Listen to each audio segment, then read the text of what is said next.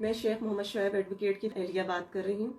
शुएब तकरीबन 30 साल से जो हैं वो प्रैक्टिस कर रहे हैं पिंडी हाई कोर्ट में। आप उनकी हिस्ट्री उठा के चेक कर लीजिए, कभी भी को किसी भी नेगेटिव एक्टिविटी में इन्वॉल्व नहीं हुए। एक नहायत शरीफ इंसान और हर किसी के साथ बहुत अच्छे तरीके से अखलाक से पेश आने वाले। कल रात हमारे घर में तकरीबन ईशा के टाइम, ईशा से थोड़ी देर पहले 8-10 लोग दनदनाते हुए घर में दाखिल हो गए।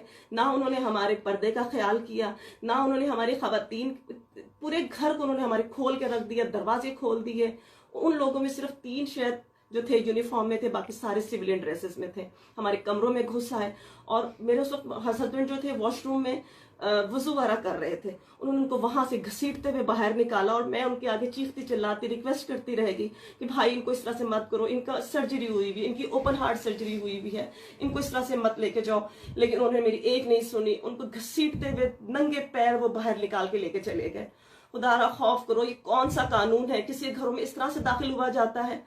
किस मुल्क के शहरी हो आप? कौन लोग हो आप लोग? आपको इतना किसी का ख्याल नहीं है? हमारे पास जो लिस्ट आई है, वो जो इस्तगासा की लिस्ट थी, उसमें जो है वो किसी शुएब का नाम था, जूनियर के वो अपने किसी जूनियर वकील के साथ उनका था। और जब हमने FIR की नकल देखी है तो उसमें जो है शेख मोहम्मद शुएब का नाम डाल दिया बमाए 2 जूनियर वकील। शुएब के तो कोई जूनियर वकील ही नहीं है, शुएब के तो अकेले काम करते हैं, वो कहाँ से उनके जूनियर वकील आ गए? और सबसे बड़ी बात, जिस दिन ये वाकया हाई कोर्ट में हुआ मंडे वाले दिन, शुएब उस दिन हल्फियन में ये बयान देती, खुदा को हाजिर नाजिर जान के ये बात करती, शुएब उस दिन घर में थे, शुएब कहीं नहीं गए। तो फिर कैसे उनकी फुटेज आ गई? कैसे उनको गिरफ्तार किया गया? किस बेस पे ये सारी बात की गई?